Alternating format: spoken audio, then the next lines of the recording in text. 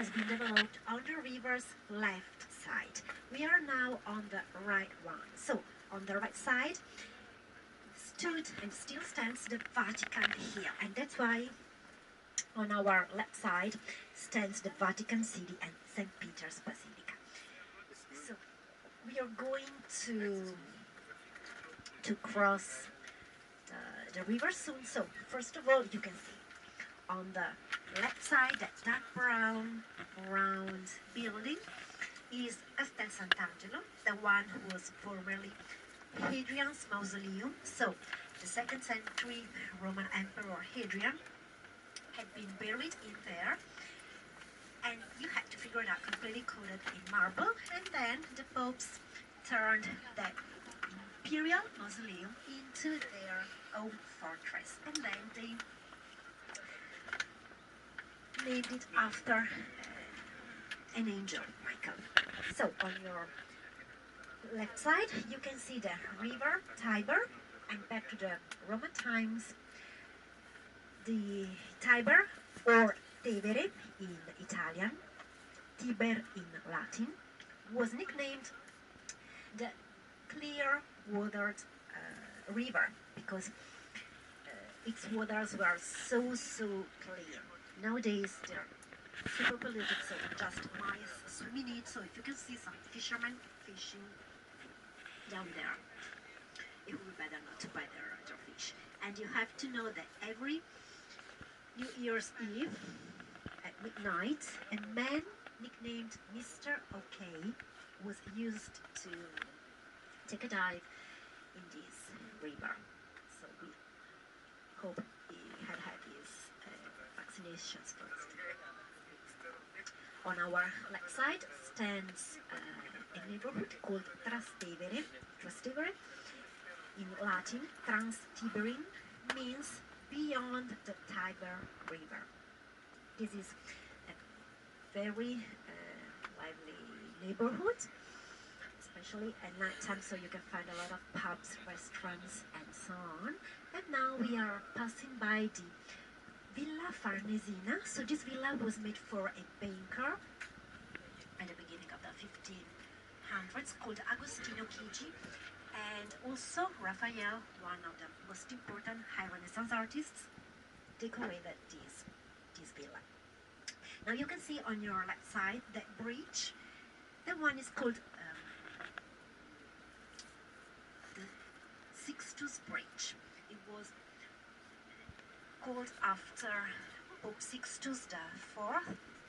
He was for the very first time decorated the Sistine Chapel. That's why the Sistine Chapel is called that way.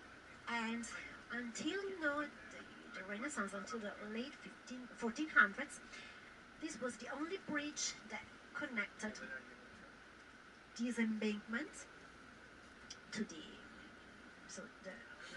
right side to the left one, together with the Elios Bridge that is still standing in front of Sant'Angelo's Castle. Now just beyond the river and the traffic lights, on the left side you will see an island. It's called Tiberine Island, and back to the Roman times it was ship-shaped because it had the shape of a ship or a boat, and the temple of Aesculapius, the medicine god, was there. So according to what believed those people, so that's why it took just 3 months to enclose the community by building high walls, so those people couldn't leave their district at night time, and they also had to quit their jobs. A lot of them were well-known people. Also, the Pope's doctor was Jewish, for example, so they had to quit all their jobs, and they had to be just second or third hands, cloth sellers, junkers, and so on.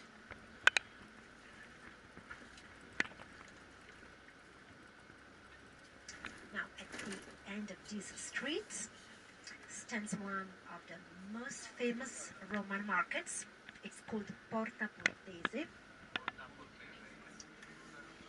Of course, my suggestion is not to go there because it's not, a safe place. It's not safe also for Roman people, so not for tourists at all. Then we will turn left and we will cross the Tiber River.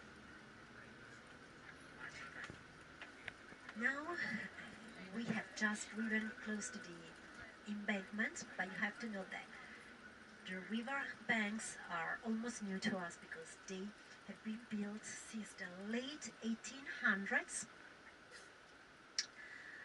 by the very first Italian king, so Victor Emmanuel II. So before that time, whenever it rained cats and dogs in the city, the downtown was completely flooded. So that's why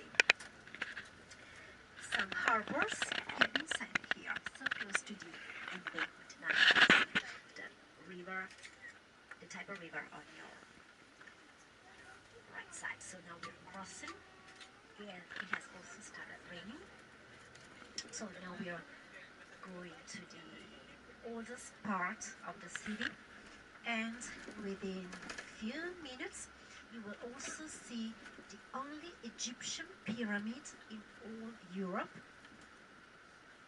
Oh, you can still see it in the background. Well, it's a pyramid, but it's actually not Egyptian, it's Roman, and it's actually a burial. It's nothing but a tomb.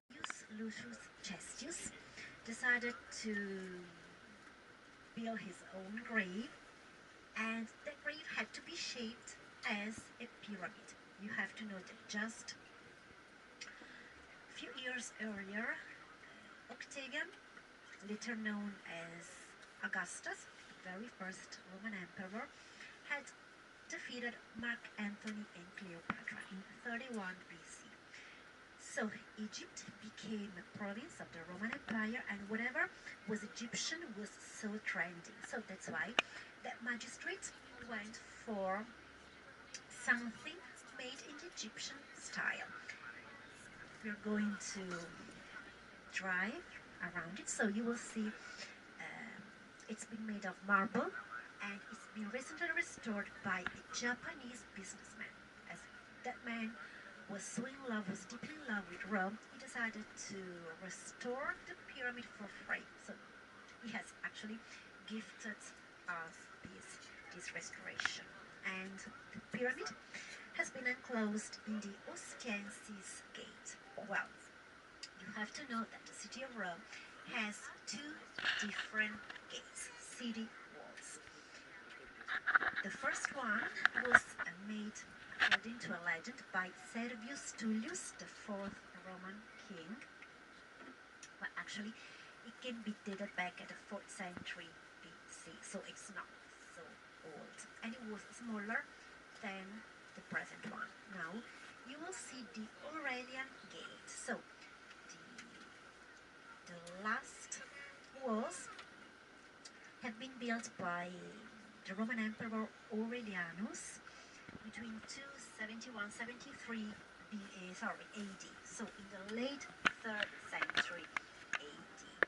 So whatever was beyond the city wall was outside the city of Rome, and it was of course danger. So that's why you would have found beyond the city walls hordes, wolves, and so on. And bear in mind that when Rome was besieged by barbarians since the early 5th century AD, all the barbarians camped just outside the city walls.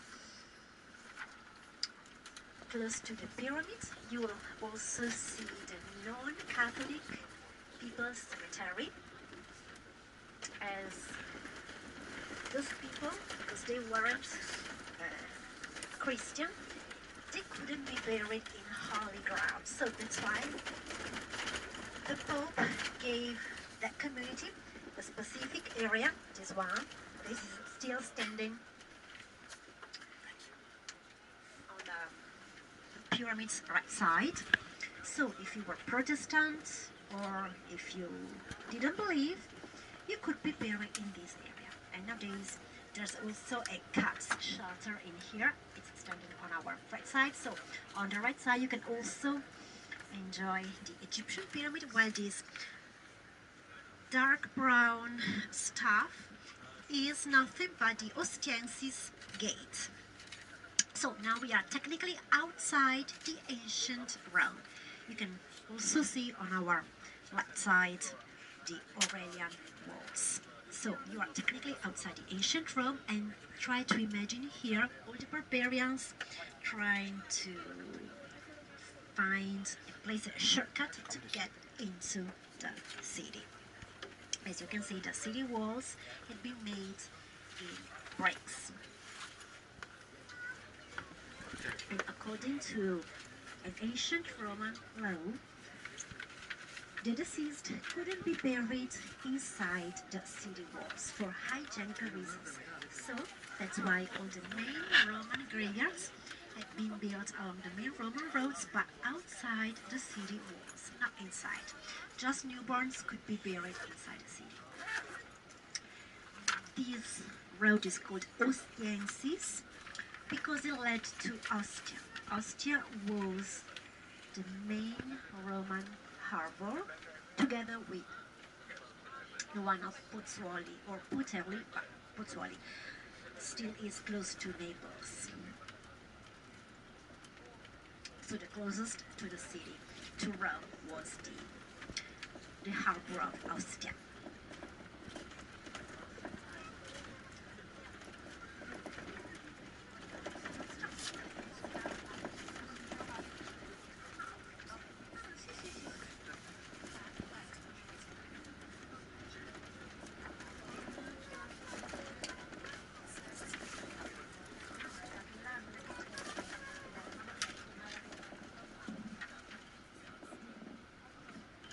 Now on our left side now, you can see the Aventine Hill. So according to legend, Rome was founded on the top of 7 hills, and the Aventine Hill is one of those ones.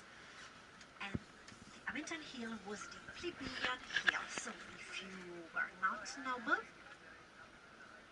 you usually had to dwell here in this area, while the patrician hill, so the noble people hill, was the Palatine hill, was Romulus hill, while the Aventine was Remus hill. Romulus and Remus were twins, and Romulus is the founder of the city of Rome. The city was founded, according to a legend, around the middle of the 8th century BC, so 754-53 BC. And Romulus is the founder. So the kingdom was established until 509 BC, so the late 6th century, when the Roman Republic was founded. So, kingdom, republic, and then in 27 BC, Augustus became the very first Roman emperor.